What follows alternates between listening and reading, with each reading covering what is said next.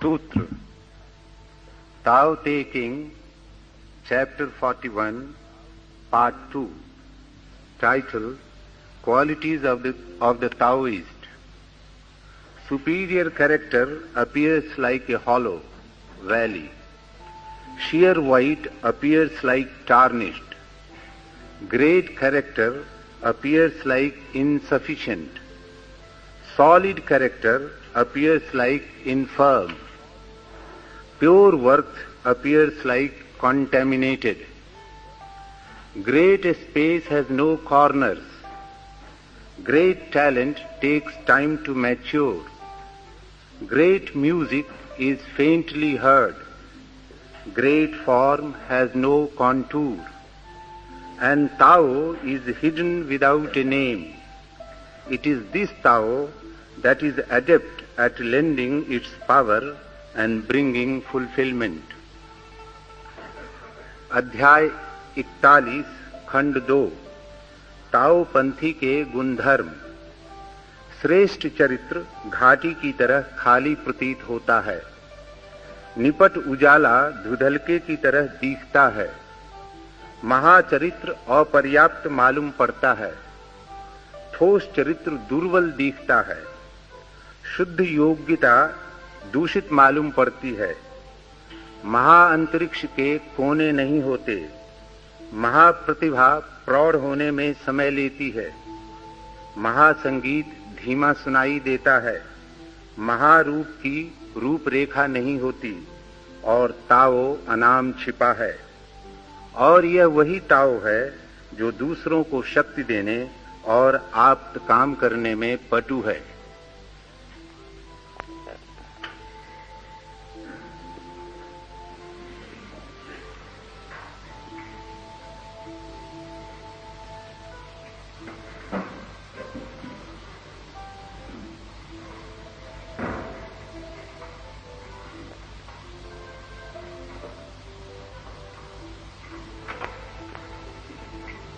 दर्शन दृष्टि पर निर्भर है। हम वही देख पाते हैं जो हम देख सकते हैं। जो हमें दिखाई पड़ता है उसमें हमारी आंखों का दान है। हम जैसे हैं वैसा ही हमें दिखाई पड़ता है और हम जैसे नहीं हैं उससे हमारा कोई भी संबंध नहीं जुड़ पाता। यह स्वाभाविक भी है। लेकिन इसका हमें स्मरण नहीं है।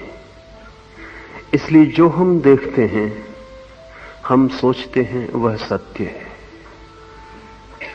बहुत संभावना यही है कि वो हमारी आंखों का ही प्रतिबिंब है। सत्य को तो वही देख पाता है जो सभी तरह की दृष्टियों से, सभी तरह की आंखों से मुक्त हो जाता है। आंख पर रंगीन चश्मा हो तो जगत रंगीन दिखाई पड़ने लगता है और अगर चश्मा भूल जाए तो हम सोचेंगे कि जगत इसी रंग का है। अंधे को प्रकाश दिखाई नहीं पड़ता तो अंधे के लिए यही सत्य है कि प्रकाश नहीं है। लेकिन अंधे को न दिखाई पड़ने से प्रकाश का न होना सिद्ध नहीं होता। हर प्राणी के पास भिन्न तरह की आंखें हैं। वैज्ञानिक निरंतर विचार करते हैं कि जगत विभिन्न शरीरों से कैसा दिखाई पड़ता होगा।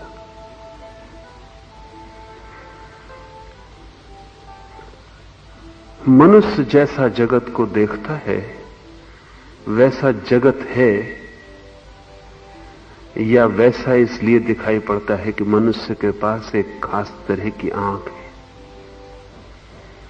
मनुष्य के पास ही और पशुओं की लंबी कतार है।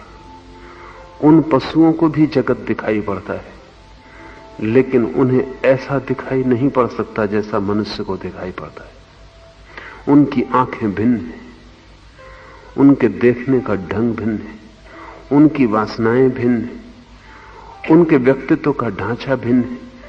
उस पूरी भिन्नता के बीच से जगत बिल्कुल अलग ही दिखाई पड़ता होगा, लेकिन हमारे पास कोई उपाय भी नहीं कि हम जान सकें कि पशु पक्षी या पौधे जगत को कैसा जानते हैं। हम अपने भीतर बंद हैं। हर आदमी अपने शरीर के यंत्र के भीतर बंद है, हर पशु, हर पक्षी, हर पौधा। और जगत से हमारा उतना ही संबंध होता है जितनी हमारे पास इंद्रियां हैं और जैसी इंद्रियां हैं। यह बात ठीक से समझ में आ जाए तो हमारा आग्रह क्षीण हो जाए, तो फिर हम अपनी दृष्टि को ही सत्य करने की कोशिश छोड़ दें। फिर हम ऐसा ही कहें कि ऐसा मुझे दिखाई पड़ता है, मुझे पता नहीं ऐसा है भी या नहीं। जिस व्यक्ति को यह ख्याल में आ जाए उसका आग्रह, मतांधता, अंधता कम हो जाएगी और एक ऐसी घड़ी भी आ जाएगी जब धीरे धीरे वो सभी दृष्टियों को छोड़ देगा, सभी पक्षपातों को, सभी धारणाओं को। और जब कोई व्यक्ति सारी धारणाएं, सारे पक्षपात, सारी दृष्टियों को छोड़ के देखने में समर्थ हो पाता है, तब उसे वह दिखाई पड़ता है जो है। दृष्टियों से मुक्त होकर जो दर्शन होता है वही सत्य का दर्शन है। लाओ त्से के ये सूत्र सामान्य तृतीय श्रेणी के मनुष्य को जैसा दिखाई पड़ता है उसकी खबर देते हैं। श्रेष्ठ चरित्र घाटी की तरह खाली प्रतीत होता है। वो जो सामान्य बुद्धि है, वो जो हम सबकी बुद्धि है, उस बुद्धि के अनुसार हमें श्रेष्ठ चरित्र खाली मालूम पड़ेगा। क्योंकि हम जिसे चरित्र कहते हैं वो तो चरित्र है ही नहीं। हम जिसे चरित्र कहते हैं उसे ही हम एक शिखर की भांति देखने के आदी हो गए। ताओ का जो चरित्र है, वस्तुतः निर्मल धर्म का जो चरित्र है, वो तो हमें घाटी की तरह दिखाई पड़ेगा, क्योंकि हम उल्टे खड़े हैं। वो जो शिखर की भांति है हमें घाटी की तरह दिखाई पड़ेगा। ऐसे ही जैसे आप उल्टे खड़े हो, शीर्षासन करते हो और सारा जगत आपको उल्टा चलता हुआ मालूम पड़े। अगर आप भूल जाएं कि आप शीर्षासन कर रहे हैं तो सारा जगत उल्टा चलता हुआ मालूम पड़े। स्मरण आ जाए कि मैं शीर्षासन कर रहा हूं और आप सीधे खड़े हो जाएं तो सारा जगत आपके साथ एक क्षण में सीधा हो जाता है। आप कैसे खड़े हैं इस पर निर्भर है। क्यों शुद्ध चरित्र, निर्मल चरित्र, श्रेष्ठ चरित्र घाटी की भांति खाली दिखाई पड़ेगा? थोड़ा सूक्ष्म है, समझना जरूरी है। अगर एक व्यक्ति प्रेम का ऊपर से आचरण कर रहा हो, उसके हृदय में प्रेम का आविर्भाव न हुआ हो, जैसा कि सभी आम व्यक्तियों के जीवन में होता है, वे केवल प्रेम का आचरण करते हुए मालूम होते हैं, प्रेम का अंतस उनके पास नहीं होता। तो जो व्यक्ति प्रेम का आचरण करता है उसका प्रेम हमें शिखर की भांति मालूम पड़ेगा, क्योंकि वो अपने प्रेम को सब भांति प्रकट करेगा। प्रेम अगर भीतर हो तो प्रकट करने की जरूरत भी नहीं है। प्रेम भीतर ना हो तो प्रकट किए बिना उसके होने का कोई उपाय नहीं रह जाता। तो जिस व्यक्ति के भीतर प्रेम नहीं है वो प्रेम का बहुत ज्यादा व्यवहार करेगा, शब्दों से, विचार से, सब भांति जतलाएगा कि उसे प्रेम है। और इस जतलाने वाले व्यक्ति का प्रेम हमें दिखाई भी पड़ेगा, क्योंकि हम आचरण को ही देख सकते हैं, अंतस को नहीं। जो ऊपर प्रकट होता है उस तक ही हमारी पहुंच है, जो भीतर गहरे में छिपा होता है उस तक हमारी पहुंच नहीं है। हम बीज को नहीं देख सकते, हम तो केवल फूल को ही देख सकते हैं जो प्रकट हो गए। फिर चाहे वो फूल नकली ही क्यों ना हो, कागज का ही क्यों ना हो, चाहे उस फूल पर सुगंध ऊपर से क्यों न छिड़की गई हो, लेकिन हमें बीज में छिपा फूल दिखाई नहीं पड़ सकता। उसके लिए बड़ी गहरी आंखें चाहिए। उतनी गहरी आंख तृतीय कोटि के मनुष्य के पास नहीं। ऊपर ऊपर देख सकता है। आपको भी अंदाज होगा कि जब आपका किसी से प्रेम नहीं होता और आप प्रेम जतलाना चाहते हैं, प्रेम जतला के कोई फायदा उठाना चाहते हैं, तब आप प्रेम में बहुत ही मुखर हो जाते हैं। तब आप प्रेम की अभिव्यक्ति में बड़ी तीव्रता दिखलाते हैं। भीतर की कमी को छिपाने के लिए बाहर की अभिव्यक्ति करते हैं। जिस दिन आपको डर होता है कि आपने कुछ ऐसा काम किया है कि आपकी पत्नी अगर जान जाए तो उपद्रव होगा, उस दिन आप भेंट लेके घर पहुंचते हैं, फूल ले जाते हैं, आइसक्रीम ले जाते हैं। उस दिन आप प्रेम को प्रकट करते हैं। कुछ है जिसे छिपाना है। भीतर कोई जगह खाली है जहां प्रेम नहीं है, उसे बाहर के किसी आवरण से भरना है।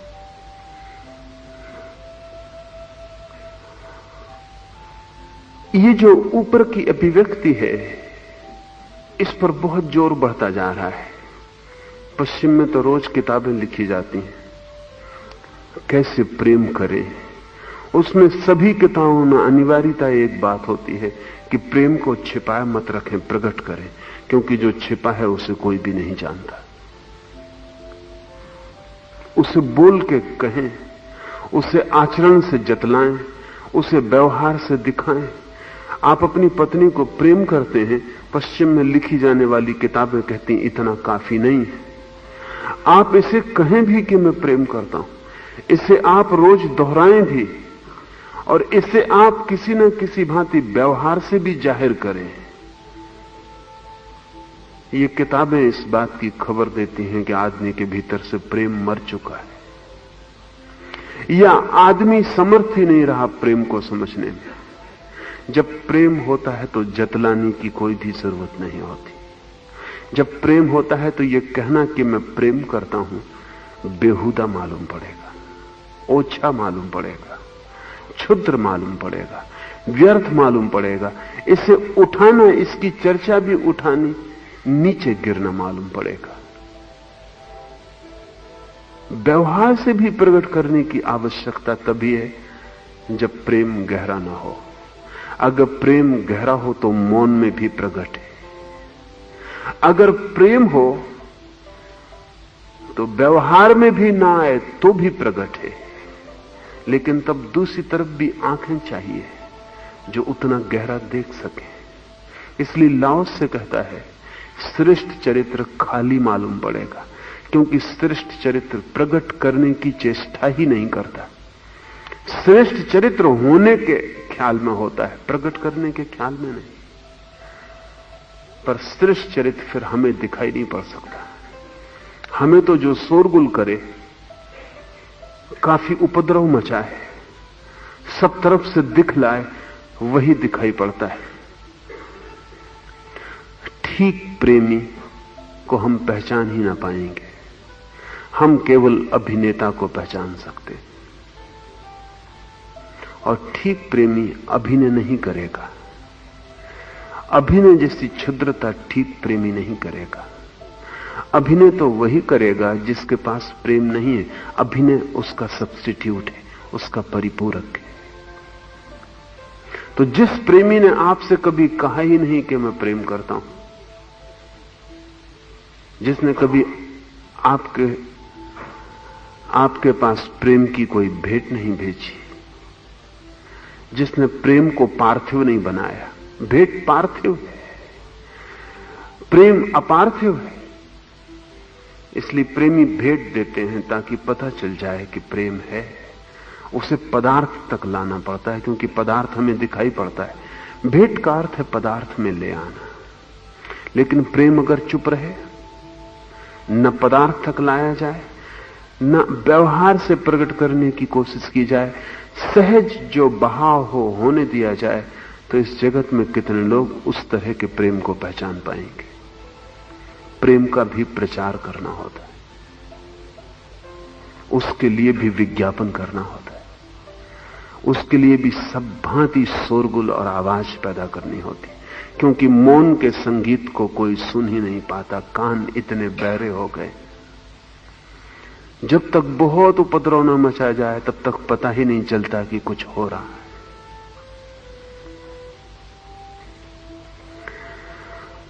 जैसा प्रेम है वैसे जीवन के सारे चरित्र की दिशाएं। अगर कोई आदमी सत्यवादी है, अगर कोई आदमी शीलवान है, अगर कोई आदमी ब्रह्मचर्य को उपलब्ध है, तो भी हमें तभी पता चलेगा जब इसका प्रचार किया जाए। मैंने सुना है डेल कार्नेगी ने अपने संस्मरणों में कहीं लिखा है कि वो एक विज्ञापन कंपनी का काम करता था और एक धनपति के पास गया और धनपति से उसने कहा कि आप कभी अपने सामान की जो आप बेचते हैं और बनाते हैं उसका कोई विज्ञापन नहीं करते। आप बहुत पुराने ढंग से चल रहे हैं, दुनिया बदल गई, अब बिना विज्ञापन के कोई खबर नहीं हो सकती। उस धनपति ने कहा कि हमारा काम 100 वर्ष पुराना है और हमें किसी विज्ञापन की जरूरत नहीं है। लोग जानते हैं, लोग भली भांति जानते हैं और लोग श्रेष्ठ चीज को पहचानते हैं, इसलिए क्षमा करें, हमारी कोई उत्सुकता विज्ञापन में नहीं है। तभी सांझ हो गई और पहाड़ी के ऊपर बने चर्च की घंटियां बजने लगी। तो डेल कार्नेगी ने कहा उस धनपति से कि आप ये चर्च की घंटियां सुनते? ये चर्च कितना पुराना है? उस धनपति ने कहा कम से कम 500 वर्ष पुराना है। तो डेल कार्नेगी ने कहा अभी तक ये घंटियां बजाता है। तभी लोगों को पता चलता है कि चर्च है। ये घंटियां बजाना बंद कर दे, लोग भूल जाएंगे। डेल कार्नेगी ने लिखा, उस धनपति ने तत्काल अपने विज्ञापन का आर्डर लिख के दिया। कितने पुराने हैं इससे कोई सवाल नहीं, प्रचार तो करना ही होगा। लेकिन अक्सर लोग भूल जाते हैं, इसलिए पति पत्नी को धीरे धीरे लगता है कि उनके बीच प्रेम नहीं रहा, क्योंकि वो प्रचार कम कर देते हैं। जो प्रचार शुरू में किया था ये सोच के कि अब तो 30 साल पुराना हो गया प्रेम, अब क्या रोज रोज सुबह सुबह उठ के कहना है कि तुझ जैसी कोई स्त्री जगत में नहीं, तेरे सौंदर्य की कोई तुलना नहीं, तू मुझे मिल गई तो सब कुछ मिल गया। अब ये रोज रोज क्या कहना है? लेकिन हमारी आंखें इतना गहरा नहीं देख पाती, न हमारा इतना प्रेम गहरा है, न इतनी आंखें गहरी हैं कि बिना प्रचार के चल जाए। इसलिए पश्चिम के मनोवैज्ञानिक सलाह देते हैं कि चाहे 30 साल हो चाहे 300 साल हो जाएं, तो भी रोज सुबह उठ के घंटियां बजाना और प्रचार करना, क्योंकि सिर्फ प्रचार ही दिखाई पड़ता है और प्रचार करते करते ही असत्य भी सत्य हो जाते हैं। एडोल्फ हिटलर ने अपनी आत्मकथा में लिखा है कि सत्य का कोई और अर्थ नहीं है, ऐसा असत्य जिसका काफी दिनों से प्रचार किया गया है सत्य हो जाता है। और एडोल्फ हिटलर ने अपने जीवन से ही सिद्ध कर दिया कि असत्य को दोहराए चले जाओ, फिक्र मत करो, दोहराए चले जाओ, आज नहीं कल वो सत्य हो जाएगा। दोहराने वाले की क्षमता पर निर्भर है कि असत्य सत्य होगा या नहीं। कान पे पड़ता ही रहे तो सुनते सुनते सुनते सुनते भरोसा आ जाता है। आप हिंदू हैं, आपने कभी खोज की है कि हिंदू होने में क्या सत्य है? या आप मुसलमान हैं, क्या कभी आपने खोज की है कि मुसलमान होने का क्या अर्थ है? नहीं, सिर्फ प्रचार है, लंबा प्रचार है। और प्रचार इतना लंबा है कि पीढ़ी दर पीढ़ी चला आया है, आपके खून और हड्डी में प्रवेश कर गया है। और जब आप पैदा होते हैं तब से प्रचार शुरू हो जाता है। जब आप होश संभालते हैं तब तक प्रचार काफी भीतर प्रवेश कर गया होता है और आपको खुद ही लगने लगता है कि मैं हिंदू हूं, अगर हिंदू धर्म खतरे में है तो मैं जान दे दूंगा। प्रचार सत्य हो जाता है। हम जी ही रहे हैं वाह से, और बाहर से जो हमारे भीतर डाल दिया जाता है वही हमें दिखाई पड़ता है। भीतर को देखने की क्षमता हमारी ना के बराबर है। इसलिए लाओ से कहता है, श्रेष्ठ चरित्र घाटी की तरह खाली प्रतीत होता है, क्योंकि हम अश्रेष्ठ चरित्र से परिचित हैं, जो कि शिखर की तरह अपना प्रचार करता है और हम शब्दों से जीते हैं, और श्रेष्ठ मौन होता है। और हम बाहर को देखते हैं और श्रेष्ठ भीतर होता है। इसलिए श्रेष्ठ हमें दिखाई ही नहीं पड़ता। इसलिए अगर हम रोज धोखा खाते हैं तो किसी और का कसूर नहीं, हम खुद ही धोखा खाने को तैयार हैं, क्योंकि हम जहां से देखते हैं वहां धोखा ही होगा। उससे गहरी हमारी आंख प्रवेश नहीं करती। निपट उजाला धुंधलके की तरह दिखता है, क्योंकि हमारी आंखें जब तक उत्तेजना तीव्र हो तब तक देख नहीं पाती। सुबह जब सूरज नहीं निकलता तब जो उजाला होता है वो निपट उजाला है। उसमें चकाचौंध नहीं, उसमें उत्तेजना नहीं है, उसमें तीव्रता नहीं है, उसमें चोट और आक्रमण नहीं है। अनाक्रमक अहिंसक उजाला है, लेकिन वो हमें धुंधलके की तरह दिखता है। जब सूरज उग आता है और उसकी प्रखर किरणें हमारी आंखों को भेदने लगती, तब हमें लगता है कि उजाला हुआ। हमारी सभी संवेदनशीलताएं क्षीण हो गई हैं, मंद हो गई हैं। जैसा हमारा स्वाद मंद हो गया है, तो जब तक मिर्च जाके हमारी जीभ को झकझोर ना दे तब तक हमें पता नहीं चलता कि कोई स्वाद है। और जो आदमी मिर्च खाने का आदी हो गया, उसके सब स्वाद खो जाते हैं, क्योंकि इतने तीव्र स्वाद के बाद फिर जो मंदिम स्वाद है, भद्र स्वाद है, वे फिर ख्याल में नहीं आते। हमारी जीभ फिर उनसे संबंधित ही नहीं हो पाती। हम हिंसा के इतने आदी हो गए हैं कि कुछ भी अहिंसक घटना हमें दिखाई नहीं पड़ती। उत्तेजना, सेंसेशन जितना तेज हो, देखते हैं आप संगीत रोज तेज होता चला जाता है। युवकों का जो संगीत है, जब तक बिल्कुल पागल करने वाला ना हो, इतने जोर शोर से ना हो कि आपकी सभी इंद्रियां चोट खा के अस्त व्यस्त हो जाएं, तब तक युवकों को लगता है ये कोई संगीत ही नहीं है। धीमे स्वर, भद्र स्वर, शांत स्वर सुनाई ही नहीं पड़ेंगे। कान भी हमारे उत्तेजना मांगते हैं। वस्त्र भी जब तक कि रंग ऐसे न हो कि जो आंखों को भेद दें, ऐसे न हो कि तिलमिलाहट पैदा कर दें, तब तक रंग नहीं मालूम पड़ते। हमारा पूरा जीवन ही गहरी उत्तेजना, तेज स्वाद, चोट पहुंचाने वाले स्वर, चोट पहुंचाने वाली घटनाएं, इनकी मांग करते हैं। सुबह उठ के आप अखबार देखते हैं, उसमें आप नजर डालते हैं कहां कितने लोग मरे, कहां युद्ध शुरू हुआ, कहां आगजनी हुई, कहां उपद्रव हुआ, कहां हत्याएं, बलात्कार, कितनी स्त्रियां भगाई गईं। और अगर अखबार में ऐसी कोई खबर ना हो तो आप कहेंगे आज कुछ हुआ ही नहीं। आप अखबार को नीचे रख देंगे उदास चित्त से कि आज कोई खबर नहीं है।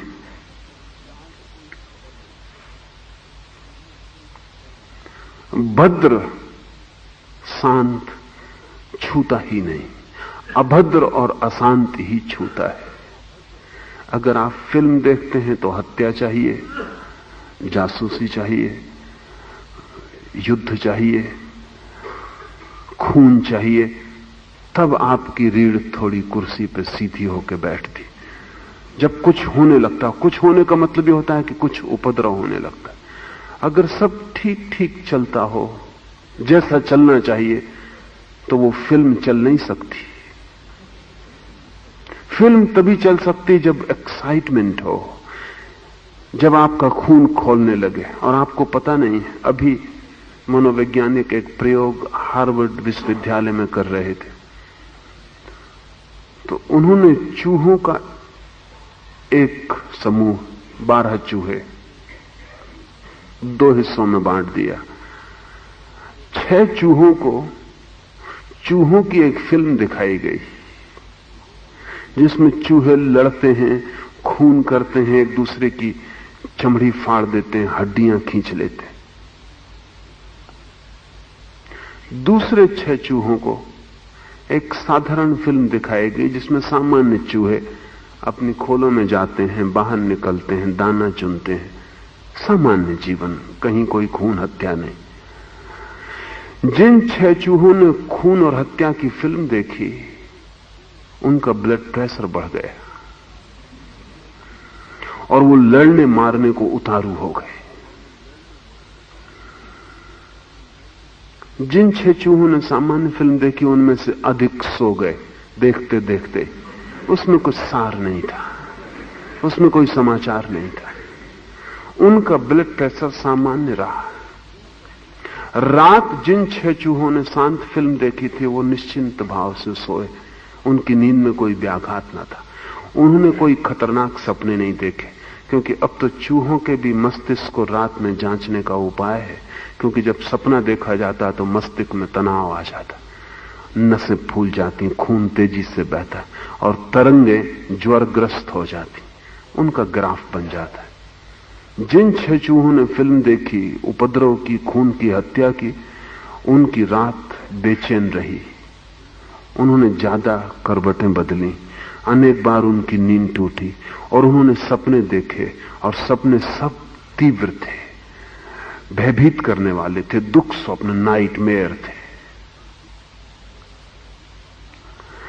आप जब एक तेज फिल्म देख के आते हैं तो ऐसा मत सोचना कि चूहे से भिन्न आप व्यवहार करेंगे। आप देखने ही इसलिए गए हैं कि खून ठंडा ठंडा मालूम पड़ता है, उसमें चाल नहीं मालूम पड़ती, उसमें थोड़ी चाल आ जाए, खून में थोड़ी गति आ जाए, थोड़ा खून का व्यायाम हो जाए, थोड़ा मस्तिष्क झकझोर उठे। आप करीब करीब सो गए हैं, वही दफ्तर, वही पत्नी, वही बच्चे, वही मकान, जो फिल्म आपके चारों तरफ चल रही है, उससे आप बिल्कुल ऊब गए हैं। इस ऊब में से कोई झकझोर के बाहर निकाल ले, तो अगर जीवन जैसा कि बुद्ध या लाओस से कहते हैं वैसा हो, तो आपको बड़ा उबाने वाला होगा। जैसा जीवन हिटलर, चंगेज खां और तैमूरलंग चाहते हैं वैसा हो तो ही आपको रसपूर्ण होगा। फिर भी आप बुद्ध की पूजा करते हैं और तैमूर को गाली दिए जाते हैं, लेकिन आप अनुयायी तैमूर, हिटलर, नेपोलियन के हैं। बुद्ध, महावीर, कृष्ण, क्राइस्ट से आपका कुछ लेना देना नहीं। ये भी आपकी तरकीब है अपने को धोखा देने की, कि चलते हैं पीछे हिटलर के और पूजा करते हैं बुद्ध के मंदिर में। इससे आपको भरोसा बना रहता है कि हम भी बुद्ध के पीछे चलने वाले। लेकिन बुद्ध के जीवन में आपको क्या रस होगा? एक मित्र अभी मेरे पास आए, जैन हैं, बड़े उद्योगपति हैं, धनपति हैं। उन्होंने मुझसे कहा कि महावीर की 2500वीं वर्षगांठ आ रही 74 में, तो आप कुछ सुझाव दें कि हम महावीर के लिए क्या करें। तो मैंने उन्हें कहा कि महावीर के जीवन पर एक फिल्म बनाएं। उन्होंने कहा उसको कौन देखेगा, उनके जीवन में ऐसा कुछ है ही नहीं।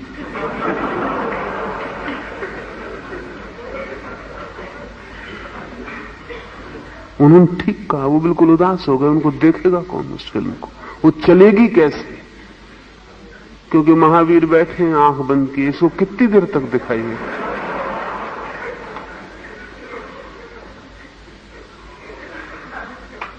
इसमें कोई हत्या, इसमें कोई प्रेम का उपद्रव, कोई ट्रायंगल कुछ भी नहीं है कि दो स्त्रियां लड़ रही हो, उनके लिए खींचतान हो रही हो, कुछ उपद्रव हो, कुछ भी नहीं है। जीवन बिल्कुल शांत है। तो इस शांत धार को कौन देखेगा? वो ठीक कहते हैं।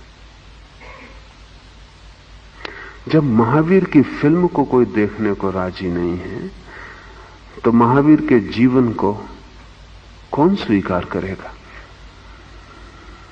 और लोग अगर महावीर जैसा जीवन जीने लगे तो हम सब ऊब जाएंगे, बुरी तरह ऊब जाएंगे। रस उत्तेजना से है, लेकिन उत्तेजना में इतना रस क्यों है, इसे थोड़ा समझना जरूरी है। इसका अर्थ है कि हमारी संवेदनशीलता कम है, सेंसिटिविटी कम है। और संवेदनशीलता जितनी कम हो, जीवन उतना ही कम होता है। मृत्यु का नाम है संवेदनशीलता का खो जाना। तो जितना आपकी संवेदनशीलता कम होती चली जाती, उतनी उत्तेजना की मांग बढ़ती है। और जितनी उत्तेजना की मांग बढ़ती है, वो इस बात की सूचक है आप उतने ही मर चुके हैं। मुर्दा आदमी को आप कितनी ही उत्तेजना दें तो भी उत्तेजित नहीं होगा। कितना ही बैंड बाजा बजाएं, कितना ही शोरगुल करें, तो भी वो चौंकेगा नहीं। उसका अर्थ यह है कि संवेदनशीलता बिल्कुल ही समाप्त हो गई। मृत्यु का अर्थ है संवेदना बिल्कुल खो गई। आपको जब बहुत उत्तेजना मिलती तब कभी आप थोड़ा सा चौंकते हैं। इसका अर्थ है कि आप भी काफी दूर तक मर चुके हैं, डेड हो गए। आपके तंतु भी अब हिलते नहीं साधारणतः। जब तक कि कोई झकझोर ना दे तब थोड़ा सा कंपन होता है। आपके तंतु भी सूख गए हैं। जितना ज्यादा जीवित व्यक्ति होगा उतनी कम उत्तेजना की जरूरत होगी। और जब व्यक्ति परिपूर्ण जीवित होता है, जैसा महावीर या बुद्ध, तो किसी उत्तेजना की जरूरत नहीं होती। जीवन का होना ही काफी आनंदपूर्ण होता है, उसमें फिर किसी उत्तेजना की कोई जरूरत नहीं। आखिर बुद्ध और महावीर अगर अपने वृक्षों के नीचे ऐसा दिनों बैठे रहते हैं, तो क्या आप सोचते हैं अगर आपको बैठना पड़े तो क्या गति हो? क्या आप सोचते हैं कि बुद्ध और महावीर बड़े ऊब गए होंगे बैठे बैठे? उनके चेहरे पर ऊब कभी नहीं देखी गई। वे जीवन में इतने रसलीन हैं और स्वाद उनका इतना सूक्ष्म है कि हवा की थोड़ी सा कंपन भी उनके लिए काफी आनंदपूर्ण है। श्वास का थोड़ा सा चलना भी उनके लिए काफी जीवन है। होना अपने आप में इतनी बड़ी घटना है कि अब किसी और घटना की कोई जरूरत नहीं। जस्ट टू बी, सिर्फ होना। आपके लिए सिर्फ होना तो कोई अर्थ ही नहीं रखता जब तक कि आपके होने पर कोई उपद्रव और न होता रहे।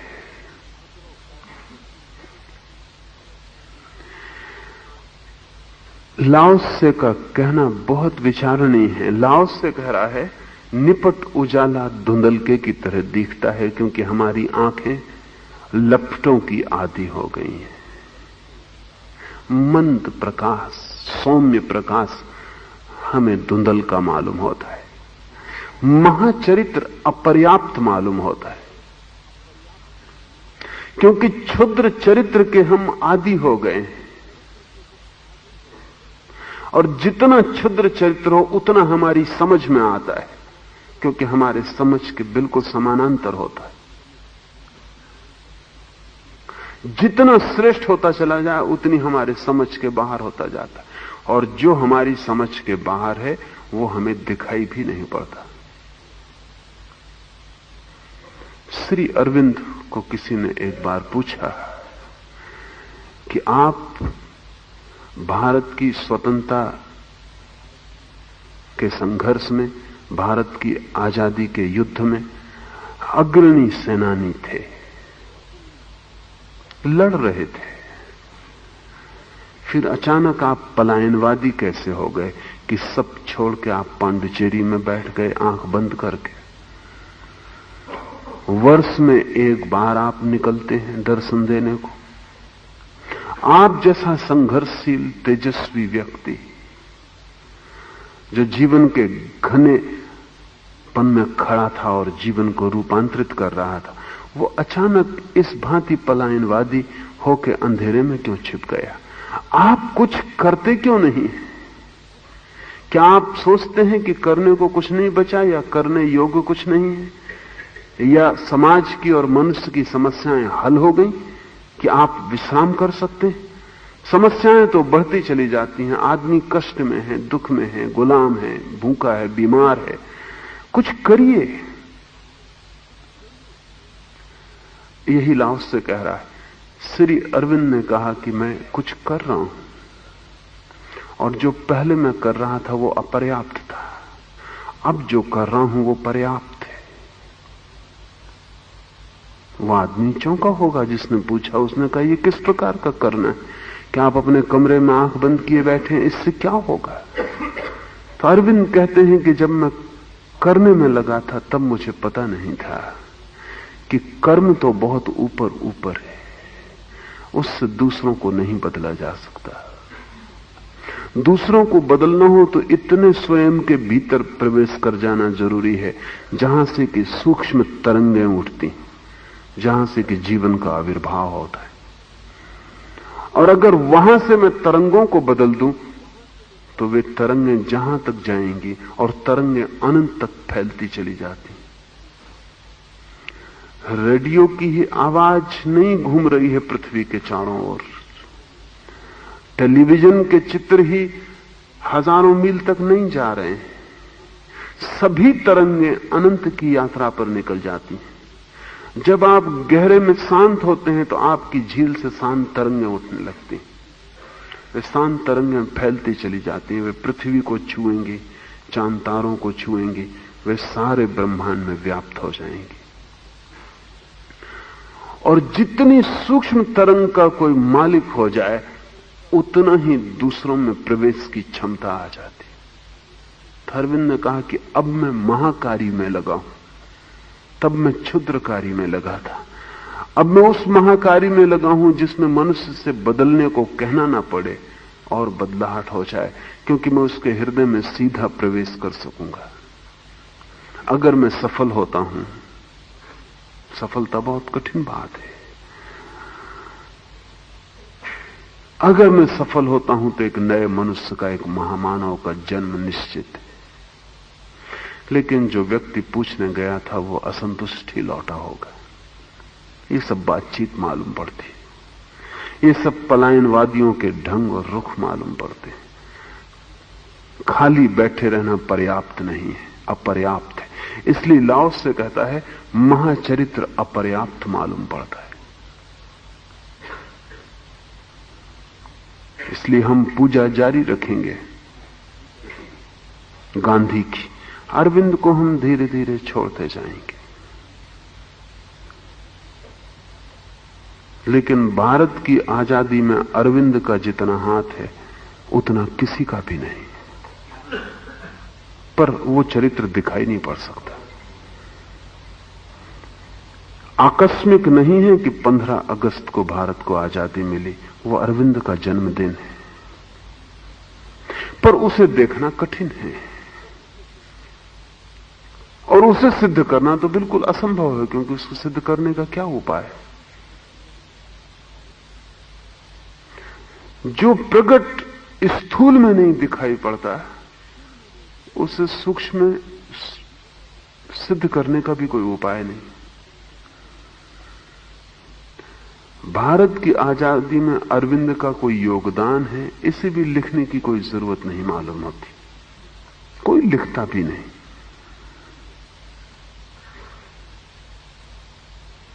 और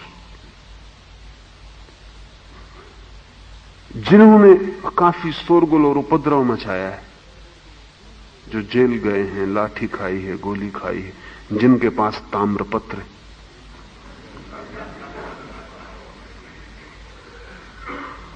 वे इतिहास के निर्माता हैं। इतिहास अगर वाह घटना ही होती तो ठीक है, लेकिन इतिहास की एक आंतरिक कथा भी है। तो समय की परिधि पर जिनका शोरगुल दिखाई पड़ता है, एक तो इतिहास है उनका भी, और एक समय की परिधि के पार कालातीत सूक्ष्म में जो काम करते हैं उनकी भी एक कथा है। लेकिन उनकी कथा सभी को ज्ञात नहीं हो सकती, और उनकी कथा से संबंधित होना भी सभी के लिए संभव नहीं है, क्योंकि वे दिखाई ही नहीं पड़ते। वे वहां तक आते ही नहीं जहां चीजें दिखाई पड़नी शुरू होती। वे उस स्थूल तक, पार्थिव तक उतरते ही नहीं जहां हमारी आंख पकड़ पाए। तो जब तक हमारे पास हृदय की आंख ना हो, उनसे कोई संबंध नहीं जुड़ पाता। इतिहास हमारा झूठा है, अधूरा है और क्षुद्र है। हम सोच भी नहीं सकते कि बुद्ध ने इतिहास में क्या किया।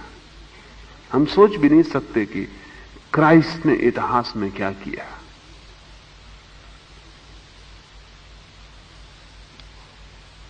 लेकिन हिटलर ने क्या किया वो हमें साफ है। माओ ने क्या किया वो हमें साफ है। गांधी ने क्या किया वो हमें साफ है। जो परिधि पर घटता है वो हमें दिख जाता है। इसलिए लाओ से कहता है, महाचरित्र अपर्याप्त मालूम पड़ता है, ठोस चरित्र दुर्बल दिखता है। गहरी दृष्टि चाहिए, ठोस चरित्र दुर्बल दिखता है, दुर्बल चरित्र बड़ा ठोस दिखता है। इस मनोविज्ञान को थोड़ा ख्याल में ले लें। असल में दुर्बल चरित्र का व्यक्ति हमेशा ठोस दीवारें अपने आसपास खड़ी करता है। ठोस चरित्र का व्यक्ति दीवार खड़ी नहीं करता, उसकी कोई जरूरत नहीं है, पर्याप्त है वो स्वयं। जैसे देखें, कमजोर चरित्र का व्यक्ति हो तो नियम लेता है, व्रत लेता है, संकल्प लेता है। ठोस चरित्र का व्यक्ति संकल्प नहीं लेता। लेकिन जो व्यक्ति संकल्प लेता है वो हमें ठोस मालूम पड़ेगा। एक आदमी तय करता है कि मैं 3 महीने तक जल पर ही जीऊंगा, अन्न नहीं लूंगा, और अपने संकल्प को पूरा कर लेता है। हम कहेंगे बड़े ठोस चरित्र का व्यक्ति। स्वभावतः दिखाई पड़ता है, अब इसमें कुछ कहने की बात भी नहीं, कोई प्रमाण खोजने की जरूरत नहीं। 3 महीने तक, 90 दिन तक जो आदमी बिना अन्न के जल पर रह जाता है, हम जानते हैं कि इसके पास चरित्र है, संकल्प है, बल है, दृढ़ता है। लेकिन मनस्वित से पूछें, यह आदमी भीतर बहुत दुर्बल है, इसको अपने पे भरोसा नहीं है, भरोसा लाने के लिए ये सब तरह के उपाय कर रहा है। ये 3 महीने तक संकल्प को पूरा करना भी स्वयं में भरोसा पैदा करने की चेष्टा है। ये आदमी निर्बल न हो तो संकल्प ही नहीं लेगा। संकल्प ही निर्बलता को मिटाने की, छिपाने की, दबाने की चेष्टा है। अगर इसे भोजन नहीं लेना है तो नहीं लेगा, 3 महीने नहीं, 3 साल नहीं लेना है तो नहीं लेगा, लेकिन इसका संकल्प नहीं लेगा। भोजन नहीं लेना है तो इसे अपने पर भरोसा है, संकल्प खड़ा करने की जरूरत नहीं। संकल्प का मतलब यह है कि मुझे अपने पर भरोसा तो है नहीं, तो मैं एक संकल्प खड़ा करता हूं, मैं दांव लगाता हूं, मैं संकल्प की घोषणा कर देता हूं, अब दूसरे लोग भी मेरे लिए सहारा होंगे। अगर मैं भोजन करने की 3 दिन बाद विचार करने लगूं तो मुझे खुद ही गिलानी लगेगी कि अब ये तो बड़ी मुश्किल बात हो गई। इज्जत का भी सवाल है, अहंकार का सवाल है, संकल्प अहंकार का सवाल है। अब लोग क्या कहेंगे, इसलिए संकल्प लेने वाले जाहिर में संकल्प लेते हैं, एकांत में नहीं, क्योंकि एकांत में तो उन्हें डर है टूट जाएगा। जैन उपवास करते हैं, उनके पर्युषण के दिन करीब आ रहे हैं, तब वो करीब करीब दिन मंदिर में गुजार देते हैं, क्योंकि मंदिर में कितना ही विचार आए भूख का, भोजन का, तो भी कोई उपाय नहीं। और फिर चारों तरफ उन्हीं जैसे लोग इकट्ठे जो एक दूसरे से सहारा मांग रहे हैं। फिर उनके मुनि और उनके साधु बैठे हुए हैं जो उन पर दृष्टि रखे हुए हैं, और वो उन पर दृष्टि रखे हुए हैं कि कोई चूक ना जाए पथ से। तो चूकने का सवाल क्या है? अगर आदमी सबल है, अगर आदमी सच में ही सबल है, तो चूकने का सवाल क्या है?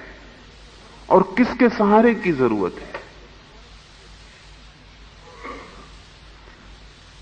ये सारे संकल्प निर्बलता के लक्षण हैं, लेकिन इन संकल्पों को पूरा किया जा सकता है, क्योंकि निर्बल आदमी का भी अहंकार है। सच तो यह है कि निर्बल आदमी का ही अहंकार होता है, सबल आदमी को अहंकार की कोई जरूरत नहीं होती। वो अपने में इतना आश्वस्त होता है कि अब और किसी अहंकार की जरूरत नहीं होती। अहंकार की जरूरत का अर्थ है कि मैं अपने में आश्वस्त नहीं हूं, तुम मुझे आश्वस्त करो, तुम कहो कि तुम महान हो, लोग कहें कि तुम चरित्रवान हो, लोग कहें कि अद्भुत है तुम्हारा संकल्प, लोग स्वागत समारंभ करें, उसके बल से मैं जी सकता हूं, उसके बल से मैं दृढ़ हो सकता हूं। मेरी दृढ़ता दूसरों के हाथों से मुझे मिलती, दूसरों की आंखों से मुझे मिलती। लेकिन जो आदमी सच में संकल्पवान है, सच में सबल है, वो हमें दुर्बल दिखाई पड़ेगा। दुर्बल इसलिए दिखाई पड़ेगा कि कभी वो अपनी शक्ति को प्रदर्शित करने की चेष्टा नहीं करेगा, कभी अपनी शक्ति के लिए वाह आयोजन नहीं करेगा, और कभी अपनी शक्ति के लिए हमसे सहारा नहीं मांगेगा। कठिन है, क्योंकि जहां हम जीते हैं वहां हम सभी निर्बल हैं, और हम सभी इंतजाम करके जीते हैं। इंतजाम हमारी सबलता होती है, और अक्सर आपको पता होगा अपने ही अनुभव से कि दुर्बलता के क्षण में आप बाहर से बड़े सबल दिखलाई पड़ने की कोशिश करते हैं। जब लगता है कि भीतर कहीं टूट ना जाऊं, तब आप बाहर से बिल्कुल हिम्मत जुटा के खड़े रहते हैं। लेकिन जब आप भीतर आश्वस्त होते हैं तो बाहर आपको हिम्मत जुटाने की जरूरत नहीं होती, आप निश्चिंत विश्राम कर सकते हैं। एक महिला को मेरे पास लाया गया, यूनिवर्सिटी में प्रोफेसर है, पति की मृत्यु हो गई तो वो रोई नहीं। लोगों ने कहा बड़ी सबल है, सुशिक्षित है, सुसंस्कृत है।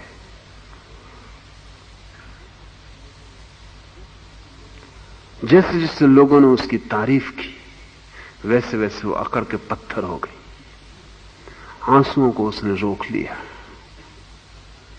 जो बिल्कुल स्वाभाविक था। आंसू बहने चाहिए। जब प्रेम किया है और जब प्रेम स्वाभाविक था, तो जब प्रियजन की मृत्यु हो जाए तो आंसुओं का बहना स्वाभाविक, वो उसका ही अनिवार्य हिस्सा है। लेकिन लोगों ने तारीफ की और लोगों ने कहा स्त्री हो तो ऐसी।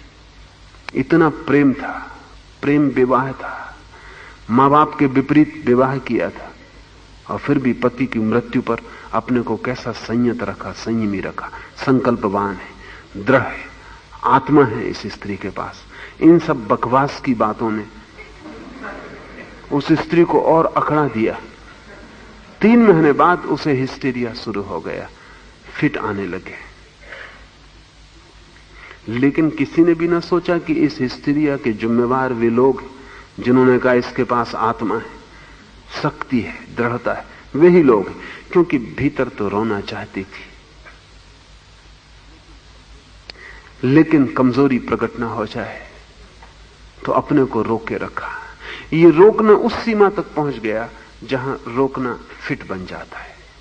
ये सीमा उस जगह आ गई जहां की फिर अपने आप कंप पैदा होंगे, सारा शरीर कंपने लगता और वो बेहोश हो जाती। ये बेहोशी भी मन की एक व्यवस्था है, क्योंकि होश में जिसे वो प्रकट नहीं कर सकती, फिर उसे बेहोशी में प्रकट करने के अतिरिक्त कोई उपाय नहीं रह गया। शरीर तो प्रकट करेगा ही। हिस्टीरिया की हालत में लोटती पोटती चीखती चिल्लाती, लेकिन उसका जुम्मा उस पर नहीं था, और कोई उससे ये नहीं कह सकता कि तेरी कमजोरी है, ये तो बीमारी है। और होश तो खो गया, इसलिए जिम्मेवारी उसकी नहीं। होश में तो वो सख्त रहती। जब मुझे मेरे पास उसे लाए तो मैंने कहा कि उसे न कोई बीमारी है न कोई हिस्टीरिया है, तुम हो उसकी बीमारी, तुम जो उसके चारों तरफ घिरे हो। तुम कृपा करके उसके अहंकार को पोषण मत दो, उसे रो लेने दो। वो जो बेहोशी में कर रही है उसे होश में कर लेने दो। उसे छाती पीटनी है पीटने दो, उसे गिरना है लौटना है जमीन पर लौटने दो। स्वाभाविक है। जब किसी के प्रेम में सुख पाया हो तो उसकी मृत्यु में दुख पाना भी जरूरी। सुख तुम पाओ, दुख कोई और थोड़ी पाएगा। तो मैं उस स्त्री को कहा कि तू सुख पाए तो दुख मैं पाऊं या कौन पाए। मैं उससे पूछा कि तूने अपने पति से सुख पाया? उसने कहा बहुत सुख पाया, मेरा प्रेम था गहरा। तो फिर मैंने कहा रो, छाती पीट, लोट। जो बेहोशी में जो जो हो रहा है वो संकेत है। तो हिस्टीरिया में जो जो हो रहा है नोट करवा ले दूसरों से, और वही तू होशपूर्वक कर। हिस्टीरिया विदा हो जाएगा। 1 सप्ताह में हिस्टीरिया विदा हो गया।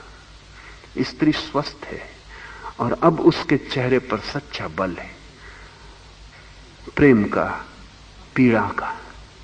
अब एक सहजता है। इसके पहले उसके पास जो चेहरा था वो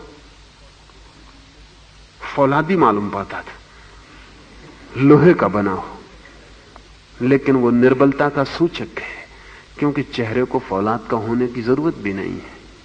फौलाद का चेहरा उन्हीं के पास होता है जिनको अपने असली चेहरे को प्रकट करने में भय है, तो वो एक चेहरा ओढ़ लेते हैं। उस चेहरे के पीछे से वो ताकतवर मालूम होते हैं। आप भी लोहे का एक चेहरा पहन के लगा लें तो दूसरों को डराने के काम आ जाएगा, और लोग कहेंगे हाँ आदमी है ये, लेकिन भीतर भीतर आप हैं जो कप रहे हैं, भय से घबरा रहे हैं। उसी के कारण तो चेहरा ओढ़ा हुआ है। वो लोहे की फौलाद तो गिर गई, उसके साथ हिस्टीरिया भी गिर गया। आंसुओं के साथ वो जब झूठा था बह गया। रुदन में वो सब जो कृत्रिम था जल गया, समाप्त हो गया। अब उस स्त्री का अपना चेहरा प्रकट हुआ है। लेकिन इसके पहले जो उसे शक्तिशाली कहते थे, अब कहते हैं साधारण है, जैसी सभी स्त्रियां होती, निर्बल है। वो जो उसे शक्तिशाली कहते थे अब उसे शक्तिशाली नहीं कहते। लेकिन उनके शक्तिशाली कहने से हिस्टीरिया पैदा हुआ था, इसका उन्हें कोई भी बोध नहीं। लाओस से कहता है ठोस चरित्र दुर्बल दिखता है, क्योंकि ठोस चरित्र सहज होता है। ठोस चरित्र इतना आश्वस्त होता है अपने प्रति कि सहज स्फूर्त होता है, स्पॉन्टेनियस होता है, कृत्रिम नहीं होता, कोई सुरक्षा का उपाय नहीं होता, सहज धारा होती है। देखें हम किन को शक्तिशाली कहते हैं। लोकमान्य तिलक के जीवन में मैंने पढ़ा है, पत्नी मर गई तो वो अपने दफ्तर में काम करते थे, केसरी के दफ्तर में काम करते थे। तो जब खबर पहुंची कि पत्नी की मृत्यु हो गई तो उन्होंने लौट के घड़ी की तरफ देखा और उन्होंने कहा अभी तो मेरे दफ्तर से उठने का समय नहीं हुआ। तो जिस व्यक्ति ने यह घटना लिखी है उसने लिखा है कि इसको कहते हैं ठोस चरित्र, फौलाद। मगर मेरे सोचने के ढंग उल्टे, ये फौलाद नहीं,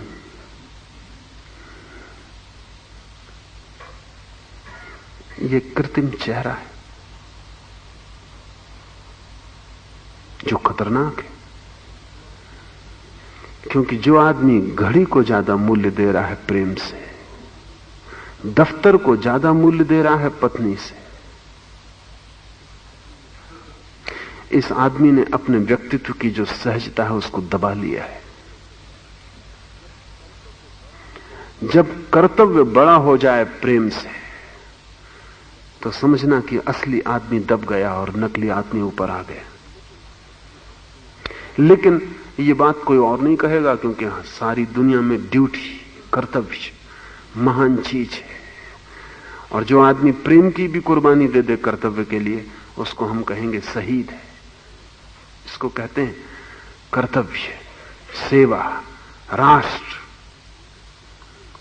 लेकिन जिसके हृदय में प्रेम की सहज स्फुरना न हो, उसका सारा व्यक्तित्व जड़ हो जाएगा, सूख जाएगा। और जिसके मन में प्रेम की स्फुरना न हो, उसके मन में बाकी कोई स्फुरना नहीं हो सकती। हम सैनिक को तैयार करते हैं इस तरह से कि वो बिल्कुल लोहे का आदमी हो जाए, और जरूरत है सैनिक की कि वो लोहे का आदमी हो, क्योंकि उसे जो काम करने हैं वो अगर उसके पास हृदय हो तो वो नहीं कर पाएगा। इसलिए सैनिक को हम कर्तव्य सिखाते हैं, सेवा सिखाते हैं, आज्ञा सिखाते हैं। और हमने सैनिक को लक्ष्य बना लिया है बहुत जीवन के हिस्सों में, और हम हर आदमी को चाहते हैं कि वो सैनिक जैसा हो, सहज ना हो, क्योंकि सारा जीवन संघर्ष और युद्ध है। लोकमान्य में के जीवन में अगर ऐसी घटना घटी हो तो उसका मतलब यह है कि जो लोग प्रशंसा कर रहे हैं वो लोकमान्य के सैनिक की प्रशंसा कर रहे हैं। उनका कुछ लक्ष्य है, क्योंकि उनको लोकमान्य को और लोकमान्य जैसे लोगों को इस घटना के आधार पर ऐसी दिशा में ले जाना है जहां लोग हृदय को छोड़कर संलग्न हो जाएं। फिर वो चाहे राष्ट्रभक्ति का नाम हो, चाहे कोई और नाम हो, इससे कोई फर्क नहीं पड़ता। लेकिन नजर यह है कि आदमी सहजता को खो दे, असहज हो जाए। ये जो असहजता है बड़ी शक्तिशाली मालूम पड़ेगी। अगर लोकमान्य रोने लगते और आंसू बहने लगते और भूल जाते दफ्तर और केसरी को, भूलने जैसा था, और उठ के दौड़ गए होते पत्नी की तरफ, तो हमको लगता अरे शायद हम उनको लोकमान्य भी कहना बंद कर देते कि आखिर साधारण आदमी ही सिद्ध हुए। रिंझाई जापान में एक फकीर हुआ, उसका गुरु मर गया, और जब गुरु मर गया तो रिंझाई की बड़ी ख्याति थी, इतनी ख्याति थी जितनी गुरु की भी नहीं थी। गुरु की भी ख्याति रिंझाई की वजह से थी कि वो रिंझाई का गुरु है। रिंझाई को लोग समझते थे कि वो निर्वाण को उपलब्ध हो गया, परम ज्ञान उसे हो गया, वो बुद्ध हो गया। लाखों लोग इकट्ठे हुए जो रिंझाई के बहुत निकट थे, बड़े चिंतित हो गए, क्योंकि रिंझाई की आंखों से आंसू बह रहे हैं। वो सीढ़ियों पर बैठा रो रहा है छोटे बच्चे की तरह। तो निकट के लोगों ने कहा, रिंझाई ये तुम क्या कर रहे हो, तुम्हारी प्रतिष्ठा को बड़ा धक्का लगेगा, क्योंकि लोग ये सोच ही नहीं सकते कि तुम और रो, तुम तो परम ज्ञान को उपलब्ध हो गए हो, और तुमने तो हमें समझाया है कि आत्मा अमर है, तो कैसी मौत, तो तुम किस लिए रो रहे हो। रिंझाई ने कहा कि रोने के लिए भी किस लिए का सवाल है। क्या मैं किसी के लिए उत्तरदायी हूं? क्या मैं रोने के लिए भी स्वतंत्र नहीं हूं? निश्चित ही आत्मा अमर है, मैं आत्मा के लिए रो भी नहीं रहा। मेरे गुरु का शरीर भी इतना प्यारा था, मैं उसके लिए रो रहा हूं। आत्मा के लिए रो कौन रहा है? मैं तो उस शरीर के लिए रो रहा हूं। अब वो कभी भी नहीं होगा, अब वैसा शरीर कभी भी नहीं होगा। और अगर मेरी प्रतिष्ठा को धक्का लगता हो तो लगने दो, क्योंकि इसी ऐसी प्रतिष्ठा का क्या मूल्य जो गुलामी बन जाए कि मैं रो भी ना सकूं। और रिंझाई ने कहा कि मैं तो वही करता हूं जो होता है, अपनी तरफ से तो मैं कुछ करता नहीं। अभी रोना हो रहा है तो मैं इसे रोकूंगा नहीं, ये रुक जाए तो मैं इसे चलाऊंगा नहीं। हम बड़े अजीब लोग हैं। हम ऐसे अजीब लोग हैं कि जब रोना चल रहा हो तब उसे रोक लें, और जब न चल रहा हो तब रोके भी दिखा दें। मेरे परिवार की एक महिला की मृत्यु हो गई थी, तो उनके अकेले पति बचे। मैं उनके घर था, तो मैं था, उनके पति थे और 3-4 महिलाएं और, जो उनकी मृत्यु की वजह से कुछ दिन रहने के लिए आ गई थी। उनको देख के मैं बड़ा चकित होता। वो गपशप कर रही हैं, बातचीत कर रही हैं, हंस रही हैं, और कोई बैठने आ जाता, एकदम घूंघट काढ़ के वो एकदम रोना शुरू कर देती। इसमें क्षण भर की देर न लगती। वो आदमी गया, उनके घूंघट उठ जाते, आंसू पहुंच जाते, फिर वो गपशप जहां टूट गई थी वहां शुरू हो जाती। मैंने उन महिलाओं को कहा कि तुम्हारी कुशलता अद्भुत है, तुम धन्य हो।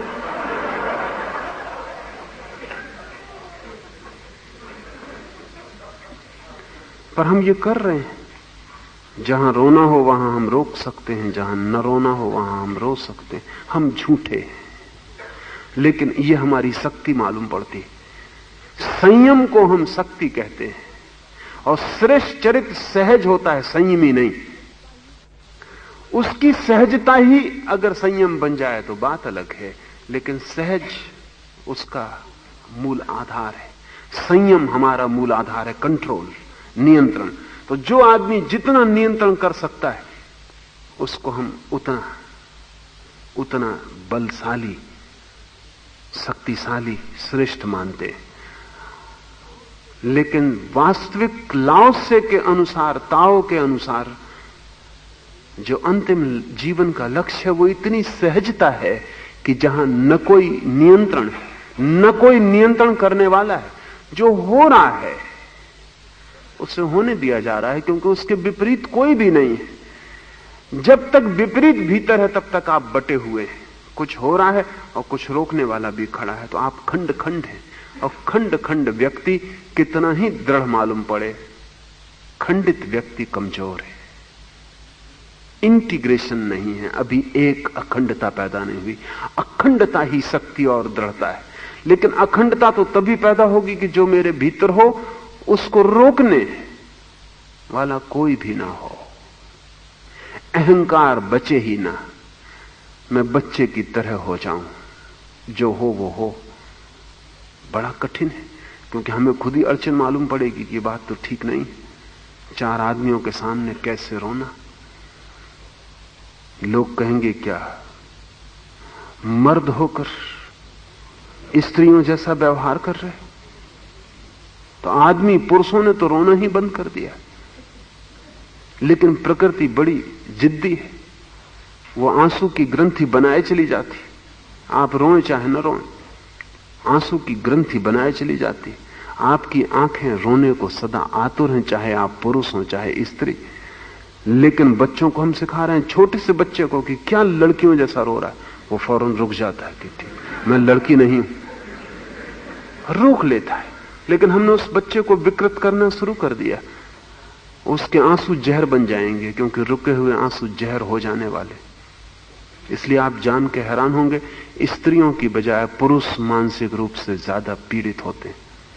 आमतौर से होना चाहिए स्त्रियां, क्योंकि वो ज्यादा कमजोर मालूम पड़ती, लेकिन पुरुष ज्यादा मानसिक रूप से बीमार होते हैं। स्त्रियों की बजाय पागलखानों में पुरुषों की संख्या ज्यादा है। कारण क्या होगा? पुरुष को ज्यादा नियंत्रण सिखाया जा रहा है। स्त्री को क्षम्य मानते हैं, हम समझते हैं कमजोर है, रोती है, रोने दो, स्त्री ही है, स्वीकृत है। पुरुष जैसे रोने लगे वैसे ही अड़चन शुरू हो जाती। हमने पुरुष को कृत्रिम नियंत्रण, सैनिक बनाने की कोशिश की है, उसमें वो झूठा हो गया। उसके आसपास एक आर्मर, एक झूठा कवच हमने खड़ा कर दिया है। वो उस कवच के भीतर खड़ा है। कोई मर जाए तो भी उसे अकड़े रहना है, कुछ भी हो जाए उसे अपने को संभाले रखना। ये संभालने वाला कौन है? यही हमारा अहंकार है। इसलिए जितना बड़ा अहंकारी हो उतना हमें दृढ़ मालूम होगा, और जितना निरअहंकारी हो उतना ही हमें लगेगा कि आदमी दृढ़ नहीं है। निरअहंकारी व्यक्ति सरल होगा, सहज होगा, जैसे पानी बहता है, हवा चलती है, इस तरह होगा। ठोस चरित्र दुर्बल दिखता है, शुद्ध योग्यता दूषित मालूम पड़ती है। शुद्ध योग्यता का तो हमें ख्याल ही नहीं है कि क्या है। हमें तो सिर्फ सीमित योग्यता का, अशुद्ध योग्यता का पता है। ऐसा समझें, एक आदमी वो इंजीनियर है और कुशल इंजीनियर है, तो हम कहते हैं योग्य है, क्योंकि कुशल इंजीनियर है, एक दिशा में बहुत आगे चला गया, तो हम कहते हैं योग्य मनुष्य। लेकिन क्या यह उचित है कहना? क्योंकि इंजीनियर होने से मनुष्यता का क्या संबंध है? इंजीनियरिंग एक कुशलता है, उससे मनुष्य योग्य नहीं होता, उससे मनुष्य उपयोगी होता है। एक आदमी डॉक्टर है और कुशल डॉक्टर है। मैं एक डॉक्टर को जानता हूं, एक बड़े सर्जन को। उनकी ख्याति थी, दूर दूर देश के कोने कोने से लोग उनके पास ऑपरेशन के लिए आते थे, और वो ऑपरेशन की टेबल पे आदमी को रख लेते, चीरफाड़ शुरू कर देते, और तब उसके रिश्तेदारों को कहते कि 50,000 रुपया, नहीं तो आदमी बचेगा नहीं।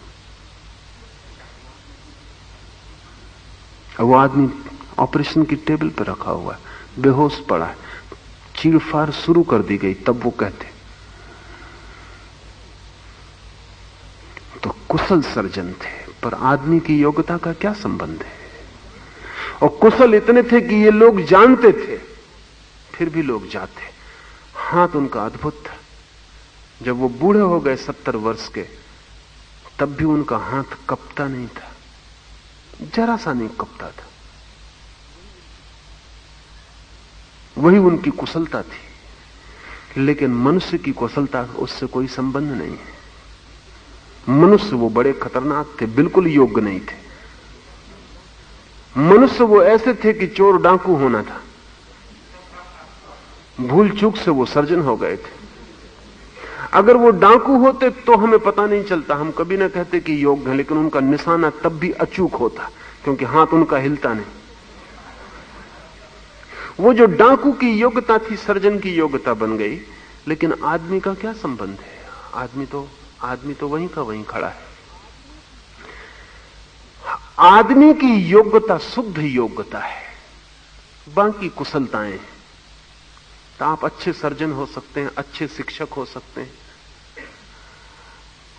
अच्छे राज हो सकते हैं, अच्छे चित्रकार, अच्छे कवि हो सकते हैं, साहित्यकार हो सकते हैं, राजनीतिज्ञ हो सकते हैं। ये सब योग्यताएं नहीं हैं, ये उपयोगिताएं हैं, कुशलताएं हैं, इफिशियंसीज हैं। शुद्ध योग्यता क्या है? शुद्ध योग्यता शुद्ध मनुष्य होना है। बड़ा कठिन है, लेकिन हम शुद्ध योग्यता को पहचान ही नहीं सकते। अगर एक आदमी ऐसा है जिसमें कोई सामाजिक उपयोगिता नहीं है, आप उसको कहेंगे बेकार। न सर्जन है, न चित्रकार है, न मूर्तिकार है, न राजनीतिज्ञ है, कुछ भी नहीं है, कवि तक नहीं है, कम से कम तुकबंदी करता वो भी नहीं कर सकता, खाली बैठा है। बुद्ध बोधि वृक्ष के नीचे बैठे हुए, कौन सी योग्यता है उनमें बताइए? क्या कर सकते? कुछ भी नहीं कर सकते। एक साइकिल का पंचर नहीं जोड़ सकते। किस मतलब के? बुद्ध बोधि वृक्ष के नीचे बैठे हुए शुद्ध योग्यता में, जहां योग्यता किसी दिशा में नहीं जाती, जहां योग्यता का कोई व्यवहार नहीं है, जहां योग्यता की सिर्फ उपस्थिति है, और जब सभी दिशाओं से योग्यता हटके भीतर बैठ जाती, तो शुद्धता का जन्म होता है, शुद्ध मनुष्य का जन्म होता है। भीतर की मनुष्यता का कोई भी उपयोग एक अर्थ में अशुद्धि है, क्योंकि उपयोग में अशुद्ध होना ही पड़ेगा, पदार्थ में उतरना पड़ेगा। तो लाओस से कहता है शुद्ध योग्यता दूषित मालूम पड़ती है। हम कितनी ही पूजा बुद्ध की करें, भीतर हमें लगता ही है कि यह आदमी कुछ कर नहीं रहा, किसी काम का नहीं है। मेरे घर में ऐसा हुआ कि मुझे धीरे धीरे घर के लोग ही समझने लगे कि मैं किसी काम का नहीं हूं। ऐसा भी हो जाता कभी कि मैं घर में बैठा हूं और मेरी मां मेरे सामने कहती कि यहां कोई दिखाई नहीं पड़ता, सब्जी लेने किसी को भेजना। मैं सामने बैठा हूं, कहती यहां कोई दिखाई नहीं पड़ता, किसी को सब्जी लेने बाजार भेजना। मैं सुन रहा हूं, मगर उसका कहना ठीक, तो वहां सच में कोई नहीं सब्जी लेने कि मुझ में कोई योग्यता ने एक दफा भेज के वो भूल में पड़ गई, फिर उसने दोबारा मुझे नहीं।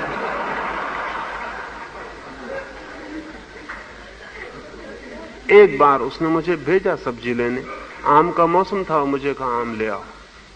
मैं गया, मैं दुकानदार से पूछा कि सबसे श्रेष्ठ आम कौन सा है। मेरी शक्ल देख के वो समझ गया और मेरे पूछने के ढंग को देख के समझ गया कि इस आदमी ने आम कभी खरीदे नहीं। जो रद्दी से रद्दी आम था उसने कहा कि ये सबसे श्रेष्ठ आम है, और दाम उसने सबसे ज्यादा उसके बताए। तो मुझे लगा कि ठीक है, जब दाम इसके सबसे ज्यादा है तो सबसे श्रेष्ठ होना ही चाहिए। शक तो मुझे होता था कि वो सड़ा गला दिखता था, लेकिन मैंने सोचा कि जब मैं खुद उससे पूछ ही लिया हूं और जितने दाम मांगता उतना देने को राजी हूं, तो धोखा देने का कि आम में घर आ गया। मेरी मां ने तो देख के आंख बंद कर ली। पड़ोस में एक बूढ़ी भिखारन रहती थी, मुझसे कहा कि जाके उसको दे। उस बूढ़ी भिखारन ने भी मुझसे कहा कि कचरे घर पे फेंक दो। बस फिर मेरी बाजार जाने की यात्रा बंद हो गई।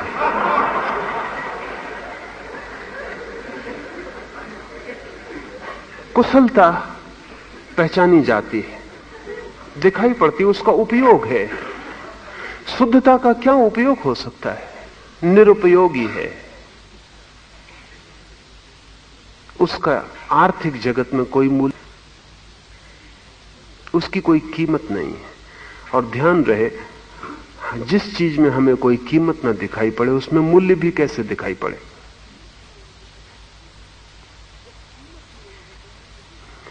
जब कीमत ही नहीं है तो मूल्य भी हमारे लिए नहीं रह जाता।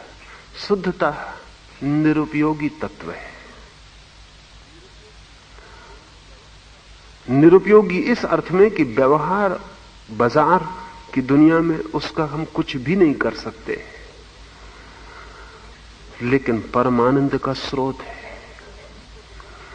और जिसको मिलती है उसको तो परमानंद है ही। अगर आपको भी दिखाई पड़नी शुरू हो जाए तो आप भी उसके आनंद में सहभागी हो। अगर बुद्ध बैठे हैं बोधि वृक्ष के नीचे और आप वहां से निकले और सोचें कि बेकार, तो आपका संबंध टूट गया।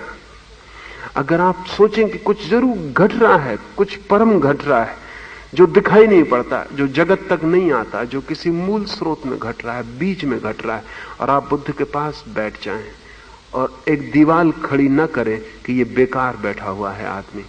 आप सोचें कि कुछ घट रहा है और आप रिसेप्टिव हो जाएं, ग्राहक हो जाएं, तो आप पाएंगे कि बुद्ध की आनंद किरण आपको भी हिलाने लगी।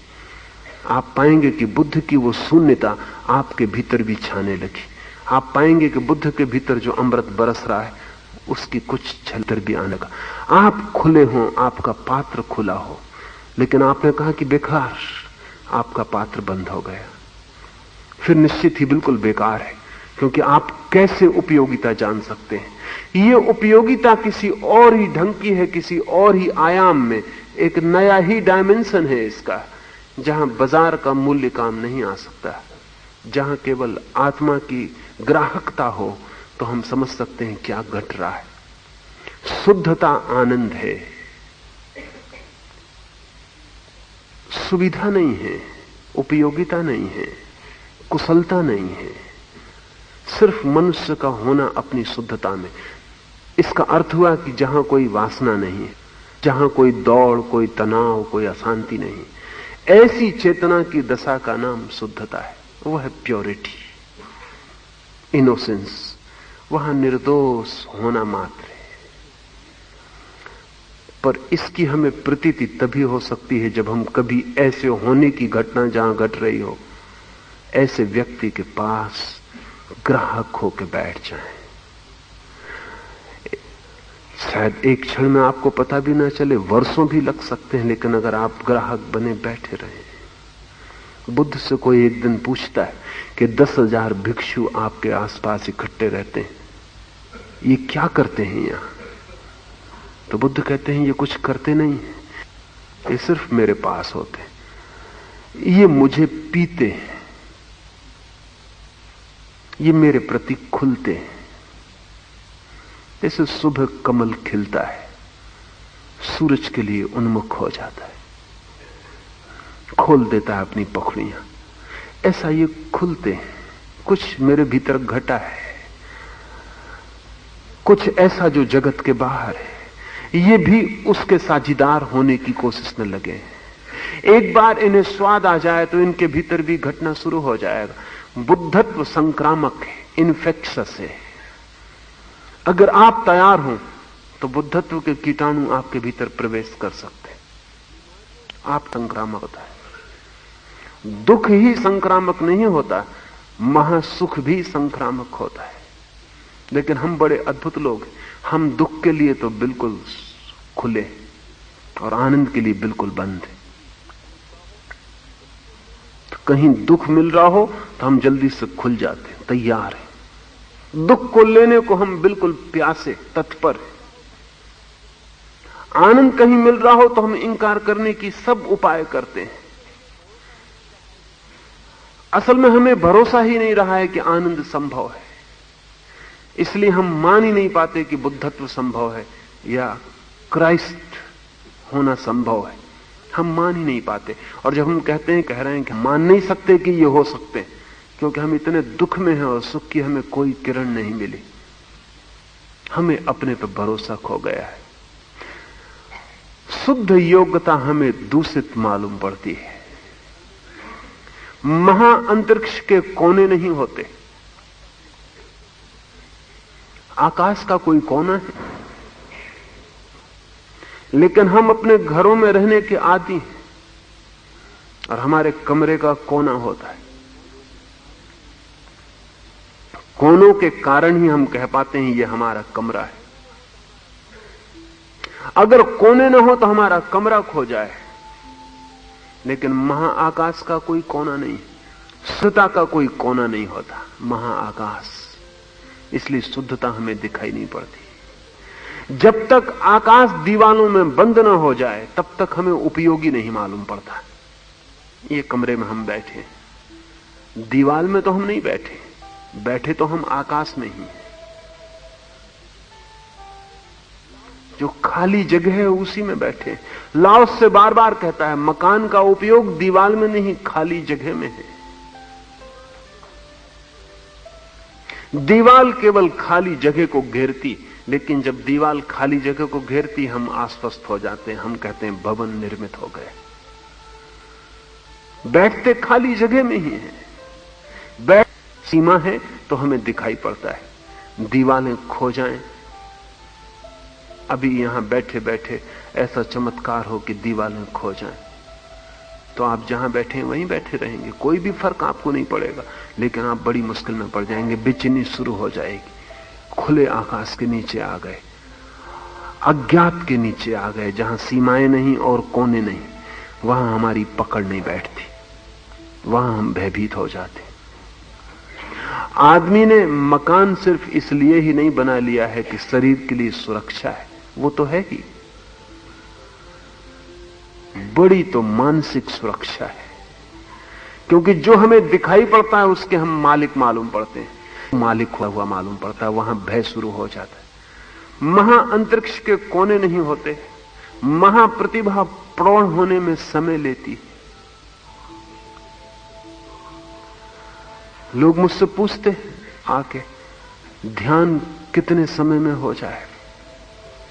महीना, 2 महीना, 3 महीना।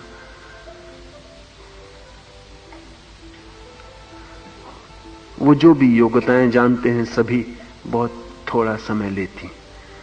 किसी आदमी को इंजीनियर होना है, कुछ वर्ष में हो जाएगा। किसी को डॉक्टर होना है, कुछ वर्ष में हो जाएगा। वे पूछते हैं ध्यान समय कितना जन्म लगे, आप प्रयास ही ना करेंगे, जाने दो। आप प्रयास ही ना करेंगे। एक बार बुद्ध एक गांव से गुजर रहे हैं, रास्ता भटक गया है। संगी साथी भिक्षु भूखे प्यासे हैं। घनी दोपहर हो गई। जंगल से रास्ता निकलता हुआ मालूम नहीं पड़ता। जिस गांव पहुंचना है वो कितनी दूर है कुछ पता नहीं। राह में एक आदमी मिलता है। बुद्ध का शिष्य आनंद उस आदमी से पूछता है, गांव कितनी दूर है? वो आदमी कहता बस 2 मील, 1 कोस। पूछता है गांव कितनी दूर है? वो आदमी कहता बस 1 कोस, 2 मील। आनंद थोड़ा बेचैन होता है। 1 कोस पहले भी था, 1 कोस चल चुके, शायद ज्यादा ही चल चुके। लेकिन बुद्ध मुस्कुराते रहते हैं। फिर 1 कोस बीत जाता है, लेकिन गांव का कोई पता नहीं। और अब सांझ होने के करीब आने को है, और भूख और प्यास और सब परेशान है। और फिर एक आदमी, एक लकड़हारा मिलता और उससे पूछते हैं कि गांव कितनी दूर है? वो कहता है बस 2 मील, 1 कोस। आनंद खड़ा हो जाता है। वो कहता है ये किस तरह की यात्रा हो रही है? 1 कोस कितना लंबा है? बुद्ध कहते हैं तू खुश हो, कम से कम 1 कोस से ज्यादा तो नहीं बढ़ता गांव। कम है क्या ना? 1 कोस ठहरा हुआ है, उससे ज्यादा नहीं हो रहा। हमने जितना था उससे खोया नहीं, इतना पक्का है। हम जहां थे कम से कम वहीं थे, वहां से पीछे नहीं हटे। और ये लोग भले लोग हैं, ये प्रेम बस कहते हैं 1 कोस ताकि तुम चल सको। और बुद्ध ने कहा मेरी खुद की हालत तुम्हारे साथ यही है। तुम मुझसे पूछते हो कितनी दूर है बोध, कितनी दूर है बुद्धत्व? मैं कहता हूं 1 कोस। तुम 1 कोस चल के फिर पूछते हो, मैं कहता हूं 1 कोस। ये लंबी यात्रा है, ये अनंत यात्रा है, अनंत जन्म लग जाते हैं। ये भले लोग हैं, ये तुम्हारे चेहरे की थकान देख के पत्थर कठोर है, जितनी दूरी है उतनी ही कह देंगे, चाहे यात्री थक के वहीं गिर पड़े, घबरा जाए। 1-1 कोस करके 1000 कोस भी पूरे हो जाते। लेकिन काफी समय लगता है, क्योंकि जितनी महाप्रतिभा की खोज हो उतनी ही प्रौढ़ता में समय लगता है। इसी तरह ऐसा समझे, वैज्ञानिक इसे स्वीकार करने लगे हैं अब एक दूसरी दिशा से। आपने देखा आदमी अकेला प्राणी है जिसको प्रौढ़ होने में बहुत समय लगता है। कुत्ते का बच्चा पैदा होता है, कितनी देर लगती प्रौढ़ होने में। घोड़े का बच्चा पैदा होता है, कितनी देर लगती प्रौढ़ होने में। घोड़े का बच्चा पैदा होते से चलने और दौड़ने लग सकता है, तब भी मां बाप जरा डरे रहते हैं कि अभी चल सकता है अपने पैर से कि नहीं। इतना लंबा समय मनुष्य को क्यों लगता है प्रौढ़ होने में? अगर आदमी के बच्चे को असहाय छोड़ दिया जाए वो मर जाएगा, बच नहीं सकता। बाकी पशुओं के बच्चे बच जाएंगे, क्योंकि वे पैदा होते ही काफी प्रौढ़ हैं। आदमी भर अप्रौढ़ पैदा होता है, क्योंकि आदमी के पास बड़ी प्रतिभा की संभावना है। उस प्रतिभा को प्रौढ़ होने में समय लगता है। घोड़े के बच्चे के पास प्रतिभा की बड़ी संभावना नहीं, प्रौढ़ होने में कोई समय नहीं लगता। वैज्ञानिकपन भी लंबा होने लगेगा, लेकिन उस लंबे बचपन के साथ ही आदमी की प्रतिभा भी बढ़ने लगेगी। अगर समझें कि 200 साल आदमी की औसत उम्र हो जाए, तो फिर 21 वर्ष में बच्चा जवान नहीं होगा, प्रौढ़ नहीं होगा। फिर वो 50-60 वर्ष में प्रौढ़ता के करीब आएगा। यूनिवर्सिटी से जब निकलेगा तो 60 वर्ष के करीब शिक्षित होकर बाहर आए। लेकिन तब मनुष्य की प्रतिभा बड़े ऊंचे शिखर छू लेगी स्वभावतः, क्योंकि प्रौढ़ होने के लिए जितना समय मिलता है उतना ही प्रतिभा पकती है। ध्यान तो प्रतिभा की अंतिम अवस्था है, एक जन्म काफी नहीं। और कोई व्यक्ति अनंत जन्मों तक अगर सतत प्रयास करे तो ही, अन्यथा कई बार प्रयास छूट जाता है, अंतराल आ जाते, जो पाया था वो भी खो जाता है, भटक जाता है, फिर पाना होता है। अगर सतत प्रयास चलता रहे तो अनंत जन्म लगते हैं, तब समाधि उपलब्ध होती। इससे घबरा मत जाना, इससे बैठ मत जाना पत्थर के किनारे कि अब क्या होगा। अनंत जन्मों से आप चल ही रहे हो, घबराने की कोई जरूरत नहीं। हो सकता है आ गया हो वक्त, तो जब कोई कहता है एक ही कोस दूर, तो हो सकता है आपके लिए एक ही कोस बचा हो, क्योंकि कोई आज की यात्रा नहीं, अनंत जन्म से आप चल रहे हैं। पीछे कुछ किया हो तो भी बैठ जाने से कुछ हल नहीं है, कुछ करें ताकि आगे कुछ हो सके। लाओस से कहता है महाप्रतिभा प्रौढ़ होने में समय लेती है, महासंगीत धीमा सुनाई पड़ता है, क्षुद्र संगीत ही शोरगुल वाला होता है, महासंगीत धीमा होने लगता है। परम संगीत की अवस्था तो वही है जब शून्य रह जाता है, स्वर बिल्कुल शून्य हो जाते। जो शून्य को सुन सकता है वो महासंगीत को सुनने में समर्थ हो गए। इसलिए हम तो ओंकार को ही महासंगीत कहते हैं, क्योंकि जब व्यक्ति पूर्ण शून्य हो जाता है तब ओंकार की ध्वनि सुनाई पड़ती, और वो रिकॉर्ड लगा दें तो भी उसे रिकॉर्ड नहीं किया जा सकता। वो कोई ध्वनि नहीं है स्थूल अर्थों में, वो महाशून्य की गूंज है।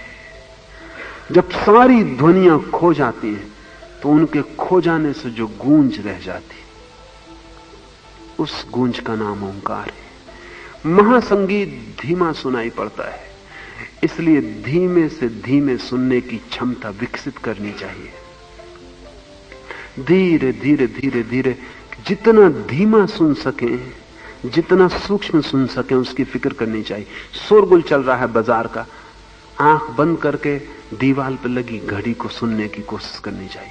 आप हैरान होंगे, जैसे टिक टिक सुनाई पड़ने लगी, फिर धीरे धीरे और नीचे हटना चाहिए। आंख बंद करके बाजार का शोरगुल चल रहा है, हृदय की धड़कन सुननी चाहिए। अगर बाजार का शोरगुल चलता रहे और आपको अपने हृदय की धड़कन सुनाई पड़ने लगे, आप समझना कि मंजिल बहुत करीब आ रही। सूक्ष्म को सुनने की कोशिश बढ़ाए जाने चाहिए, स्थूल से हटाते रहना चाहिए अपने को। स्थूल घटता रहेगा लेकिन परिधि पर और केंद्र पर सूक्ष्म की प्रतीति होने लगे। महारूप की रूपरेखा नहीं होती, जिस रूप की रूपरेखा होती है वो सीमित ही है। इसलिए परमात्मा एक अंडाकार आकृति है। अंडाकार आकृति जीवन की गति का प्रतीक है। सभी जीवन की गति वर्तुलाकार है, अंडाकार है। शिवलिंग सिर्फ एक अंडाकार आकृति है जिसमें कोई रूप नहीं है, अरूप है। परमात्मा का कोई रूप नहीं हो सकता क्योंकि रूप सीमा देगा, और जहां सीमा है वहां बंधन है, जहां सीमा है वहां मृत्यु है, जहां सीमा है वहां अज्ञान है, अविद्या है। महारूप की रूपरेखा नहीं होती। यह वही ताओ है जो दूसरों को शक्ति देने और आप्त काम करने में पटु है। ये जो छिपा हुआ मूल स्रोत है धर्म का, सत्य का, इसी से ही सारी ऊर्जा उठती है। इसी से फूल खिलते हैं, इसी से पक्षी आकाश में उड़ते हैं, इसी से तारे चलते हैं, सूर्य प्रकाशित होता है, इसी से चेतना आविर्भूत होती है, इसी से चेतना समाधि तक पहुंचती है। सभी का स्रोत, सभी शक्तियों का मूल उद्गम, लेकिन अनाम छिपा हुआ। जैसे बीज जमीन में छिप जाते, फिर जड़ें बनती और वृक्ष आकाश की तरफ उठता। आकाश की तरफ परमात्मा या ताओ या जो भी नाम हम देना चाहें, वो हमारा अप्रगट मूल स्रोत है। उस मूल स्रोत में ही सारी शक्ति का उद्गम है, और जब तक हम ऊपर ऊपर शक्ति को खोजते हैं तब तक हम निर्बल बने रहते हैं। और जब हम उतरते हैं गहरे वृक्ष की जड़ों में तो महाशक्ति मिल जाती है जिसका कोई अंत नहीं, जो अनंत है। जो दिखाई पड़ता है उससे उस तरफ चलें जो दिखाई नहीं पड़ता, जो सुनाई पड़ता है उससे उस तरफ चलें जो सुनाई नहीं पड़ता, जिसका रूप है उससे उस तरफ चलें जिसका कोई रूप नहीं है, जिसका नाम है उससे उस तरफ चलें जो मंदिरों में खोजता है वो व्यर्थ ही भटकता है, जो उसे अप्रगट के मंदिर में खोजने लगता है उसे राह मिल गई और उसकी मंजिल दूर नहीं। 5 मिनट रुकें, कीर्तन करें और फिर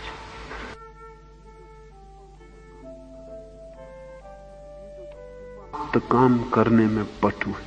ये जो छिपा हुआ मूल स्रोत है धर्म का, सत्य का, इसी से ही सारी ऊर्जा उठती है, इसी से फूल खिलते हैं, इसी से पक्षी आकाश में उड़ते हैं, इसी से तारे चलते हैं, सूर्य प्रकाशित होता है, इसी से चेतना आविर्भूत होती है, इसी से चेतना समाधि तक पहुंचती है। सभी का स्रोत आकाश तरफ उठता हुआ वृक्ष जमीन में छिपी हुई जड़ों पर निर्भर होता है। नीचे से जड़ें काट दो, ऊपर से वृक्ष तिरोहित हो जाएगा। जो भी प्रगट है वो अप्रगट में उसकी जड़ें होती। सत्य या परमात्मा या ताओ या जो भी नाम हम देना चाहें, वो हमारा अप्रगट मूल स्रोत है। उस मूल स्रोत में ही सारी शक्ति का उद्गम है। और जब तक हम ऊपर ऊपर शक्ति